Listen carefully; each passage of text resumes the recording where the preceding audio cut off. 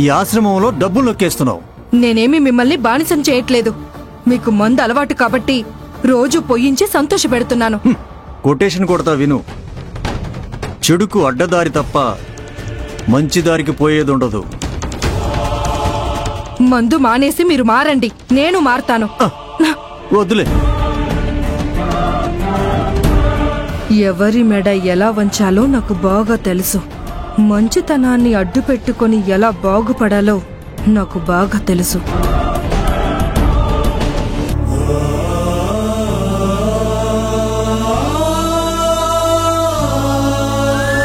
ఈ మాత్రం కారానికే కన్నీళ్ళొస్తే ఎలారా?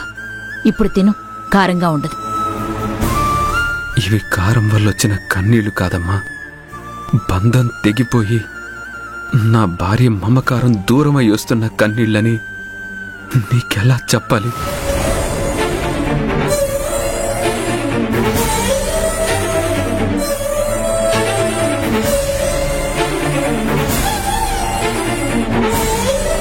రే, నిన్నే ఏంటి తినడం లేదు?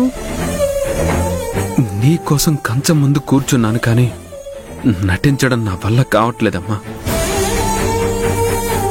జ్యోతి గుర్తొచ్చి ముద్ద దిగటం లేదు.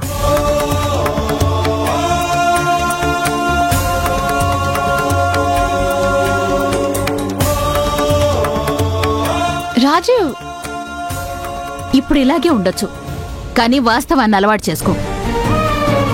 జ్యోతి నీ గతం, శ్రావ్య నీ భవిష్యత్తు. ఇదే నిజం.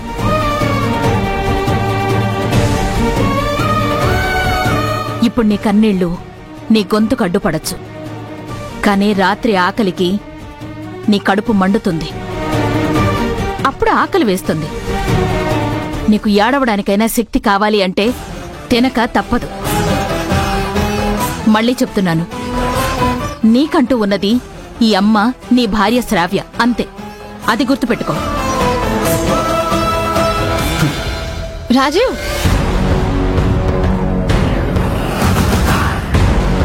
అత్తయ్య, మీరిలా ఎమోషనల్ గా లాక్ చేస్తే తప్పితే రాజీవ్ మన దారిలోకి వచ్చేలా లేడు. ఏం చేయాలో నాకు తెలుసు, నేను చేస్తాను.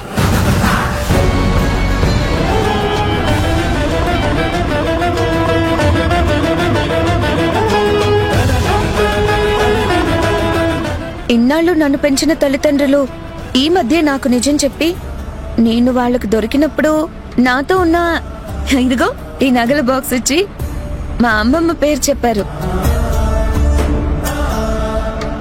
నేను ఎవరి పిల్లనని వాళ్ళు ఎంక్వైరీ చేస్తూ ఉంటే వాళ్ళకి ఈ మధ్యనే మా అమ్మమ్మ పేరు తెలిసిందంట. అందుకే ఈ నిజాన్ని నా దగ్గర రివీల్ చేశారు. నేను ఎప్పటికైనా వాళ్ళ దగ్గరికి చేరాలని ఏడుస్తూ చెప్పాను.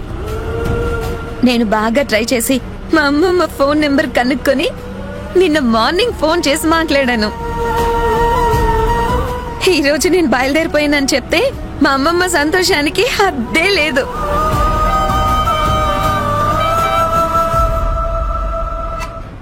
ఆనందం తట్టుకోలేక ఫోన్లోనే ఏడ్చేసింది.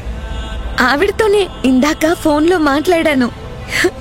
రేపు మా అమ్మమ్మని, మా అమ్మని, మా నాన్నని 15 ఏళ్ల తర్వాత నేను కలవబోతున్నాను.